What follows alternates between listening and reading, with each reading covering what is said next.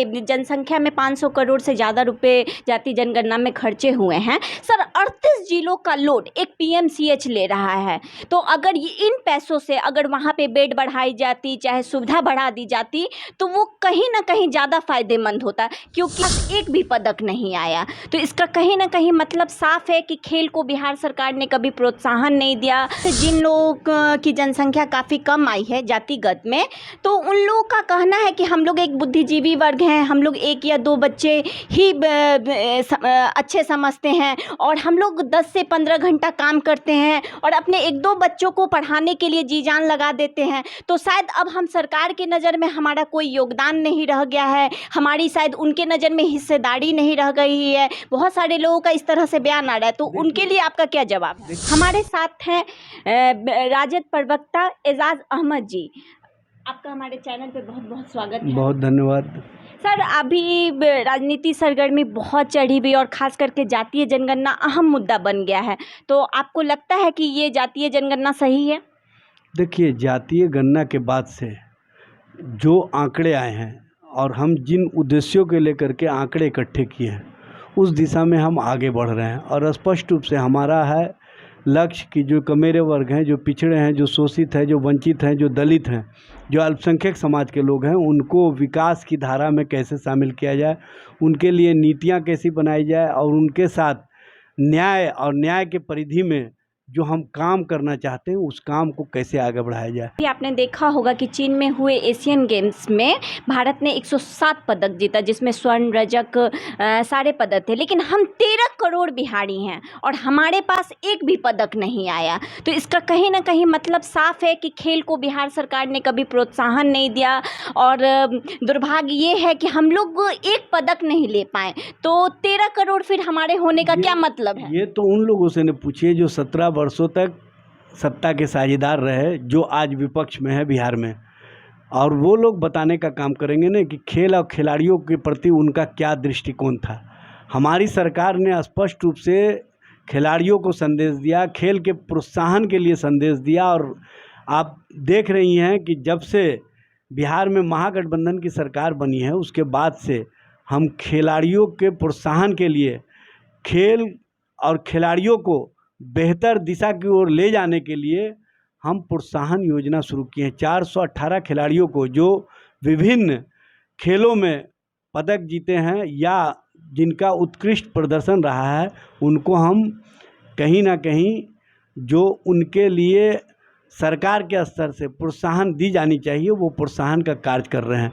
और हमारी सरकार का स्पष्ट संदेश है कि मेडल लाओ और नौकरी पाओ, मेडल लाओ, प्रोत्साहन राशि पाओ, और उस दिशा में हमारी सरकार काम कर रही है। 80 खिलाड़ियों को जो विभिन्न राष्ट्रीय खेलों में पदक जीत करके आए हैं, उनको हम समायोजित करने जा रहे हैं विभिन्न विभागों में। और सबसे बड़ी बात यह है कि जो अंतर्राष्ट्रीय स्तर पर खेल प्रतियोगिता जीत करके आएंगे, उनको हम पदाधिकारी बनाने का काम करेंगे।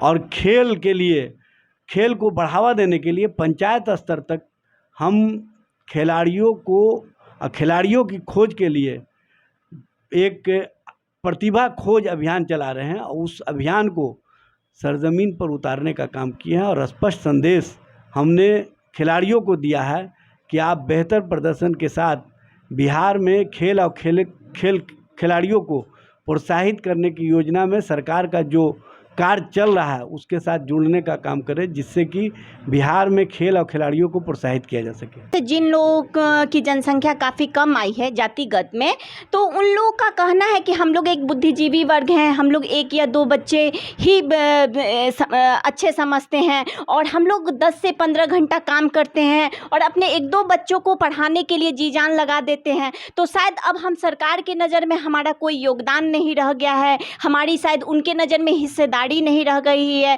बहुत सारे लोगों का इस तरह से बयान आ रहा है, तो उनके लिए आपका क्या जवाब है? देखिए, इस टाइप का जो लोग बयान दे रहे हैं वो कहीं ना कहीं अपने ही बयानों के विरोधाभास में फंस गए हैं। और इस तरह का बयानबाजी जो लोग कर रहे हैं, उनको पता होना चाहिए कि बिहार सरकार ने जो जातीय गणना कराई है उसमें आंकड़े को इकट्ठा किया गया है। आंकड़ों के माध्यम से जो जिनकी शैक्षणिक आर्थिक स्थिति क्या है, जिनका माहौल क्या रहा है, जीने का, उन सब चीज़ों का हमने आकलन किया है। और सब चीज़ें जब सामने आ जाएगी तो आप देखेंगे कि बेहतर व्यवस्था के साथ हम सभी वर्गों के लिए, सभी लोगों के लिए काम करना चाहते हैं और उसके दिशा में हम आगे बढ़ रहे हैं। इस तरह की बातें करके कहीं ना कहीं वो अपनी जो राजनीतिक भड़ास है उसको निकालना चाहते हैं। यहाँ पर राजनीति का कोई स्थान नहीं है। यहाँ पर स्पष्ट है कि जिनकी जो आबादी है, जिनकी जो संख्या है, वो आंकड़े में सच और सच्चाई पर आए हैं और उसी आंकड़े को हमने लेने का काम किया है। जिस आंकड़े को जो परगना घर घर तक जा कर के आंकड़े इकट्ठे करके जो साइंटिफिक तरीके से लोगों के बीच लाने का काम किया है, उसको भी अगर इस तरह की राजनीति में अगर कोई फंसाना चाहते हैं तो उनकी सोच पर तरस आती है।